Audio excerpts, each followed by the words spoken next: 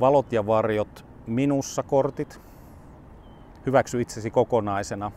Eli nämä kortit on itsetutkimuksen apuvälineet ja näissä on 40 korttia ja jokaisessa kortissa piirteitä, 3 piirrettä ja niiden vastakohdat. Ja ajatus on siinä, että me tullaan tietoiseksi niistä piirteistä, mitä meissä on ja niiden vastakohdista, niin me voidaan hyväksyä itsemme paremmin. Meillä on enemmän vaihtoehtoja toimia. Vähän niin kuin pianossa meillä on kaikki koskettimet käytössä. No, esimerkki kortista. Tässä on niin kuin isolla vastuullinen ja sen vastakohta vastuuton.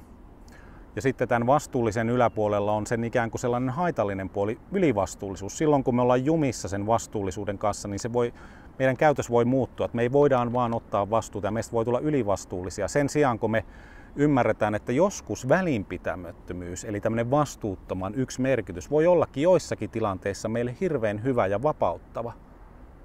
Eli tämä on se ajatus, että nämä 40 korttia esittelee tällaisen tietyn piirteiden dynamiikan ja niiden erilaiset merkitykset, mitä me voidaan tutkia itsessä. Sitten nämä kortit sisältää myös 10 erilaista peliä. Ja niillä peleillä sä voit eri tavalla tutkia itseäsi, suhdetta toisiin, sun tiimin dynamiikkaa, ja näitä voi käyttää ihan asiakastyössäkin, terapeuttisessa asiakastyössä.